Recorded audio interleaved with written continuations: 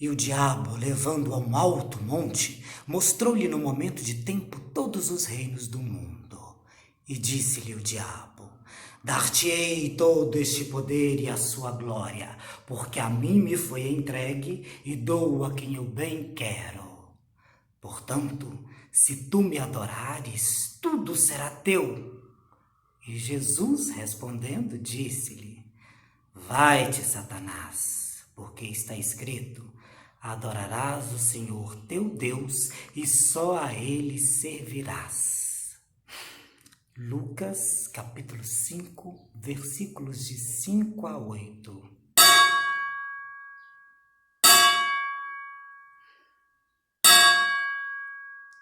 Eu vivo preso à sua senha, sou enganado. Eu perco o ar no fim do dia, perdi a vida. Eu já não sei se sei de nada ou quase nada. Eu só sei de mim, só sei de mim, só sei de mim. O patrão nosso de cada dia, dia após dia. O patrão nosso de cada dia, dia após dia.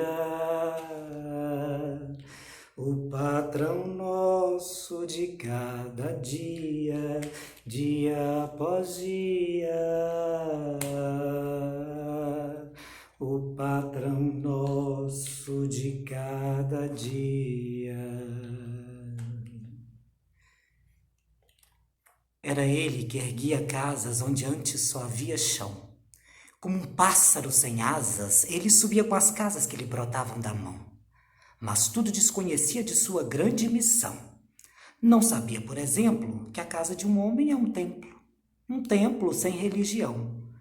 Como tampouco sabia que a casa que ele fazia, sendo a sua liberdade, era a sua escravidão.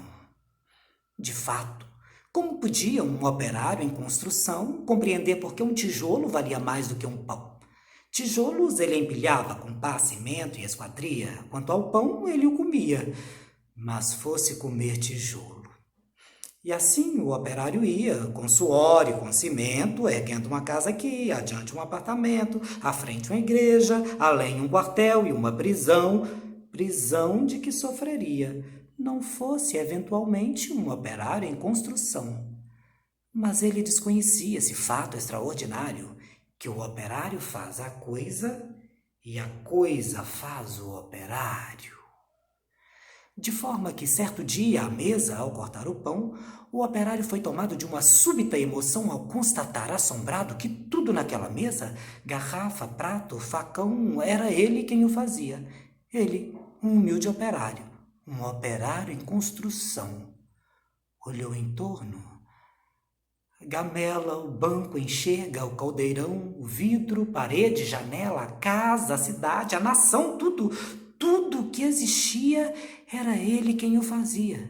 Ele, um humilde operário, um operário que sabia exercer a profissão. Ah, homens de pensamento, não sabereis nunca o quanto aquele humilde operário soube naquele momento. Naquela casa vazia, que ele mesmo levantara, um mundo novo nascia e de que sequer suspeitava. O operário emocionado olhou sua própria mão. Sua rude mão de operário em construção. E olhando bem para ela, teve um segundo a impressão de que não havia no mundo coisa que fosse mais bela. E foi dentro da compreensão desse instante solitário que tal sua construção cresceu também o operário. Cresceu em alto e profundo, em largo e no coração. E como tudo que cresce, ele não cresceu em vão, pois além do que sabia exercer a profissão, o operário adquiriu uma nova dimensão, a dimensão da poesia. E um fato novo se viu que a todos admirava. O que o operário dizia, outro operário escutava. E foi assim que o operário do edifício em construção, que sempre dizia sim, começou a dizer não. E aprendeu a notar coisas a que não dava atenção. Notou que a sua marmita era o prato do patrão, que a sua cerveja preta era o uísque do patrão, que o seu macacão de Zuarte era o terno do patrão, que o casebre onde morava era a mansão do patrão, que a dureza do seu dia era amiga do patrão, que seus 2 pés andarilhos eram as rodas do patrão, que a sua imensa fadiga era amiga do patrão. Veja bem, meu patrão, como ia ser bom você trabalharia no sol e eu tomando banho de mar, luto para viver, vivo para morrer, enquanto a minha morte não vem, eu vivo de brigar contra o rei. E o operário disse não. E o operário fez-se forte na sua resolução. Como era de se esperar, as bocas da delação começaram a dizer coisas aos ouvidos do patrão. Mas o patrão não queria nenhuma preocupação. Convençam-no do contrário, disse ele sobre o operário. E ao dizer isso, sorria. Dia seguinte, o operário, ao sair da construção, viu-se súbito cercado dos homens da delação. E sofreu por destinado sua primeira agressão. Teve seu rosto cuspido, teve seu braço quebrado, mas quando foi perguntado, o operário disse não. Em vão sofrera o operário sua primeira agressão. Muitas outras se seguiram, muitas outras seguirão. Porém, por imprescindível ao edifício em construção, o seu trabalho prosseguia. E todo o seu sofrimento misturava-se ao cimento da construção que crescia. E ecoa noite e dia, ensurdecedor. Ai, mas que agonia é o canto do trabalhador. Este canto que devia ser um canto de alegria, soa apenas como um soluçar de dor.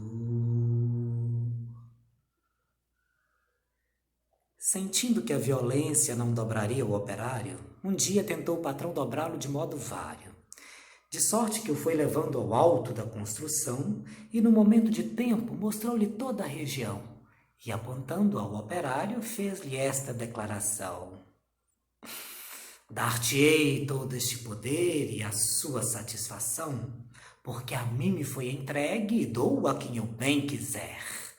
Dou-te tempo de lazer, dou-te tempo de mulher. Portanto, tudo o que vês será teu se me adorares, e mais ainda, se abandonares o que te faz dizer não. Disse e fitou o operário, que olhava e que refletia. Mas o que via o operário, o patrão jamais veria. O operário via as casas, e dentro das estruturas via coisas, objetos, produtos, manufaturas, via tudo o que fazia o lucro do seu patrão. E em cada coisa que via, misteriosamente havia a marca de sua mão. E o operário disse não. Loucura! gritou o patrão. Não vês o que te dou eu? Mentira, disse o operário. Não podes dar-me o que é meu. E um grande silêncio fez-se dentro do seu coração.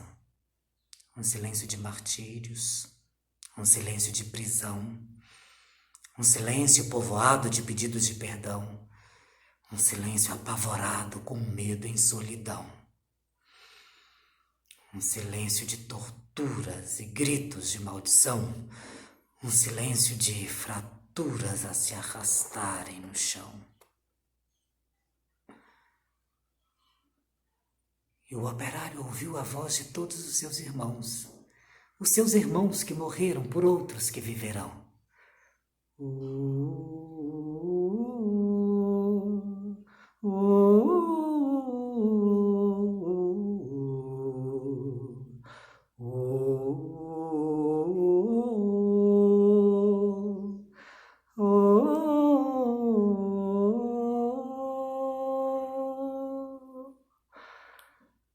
Uma esperança sincera cresceu no seu coração.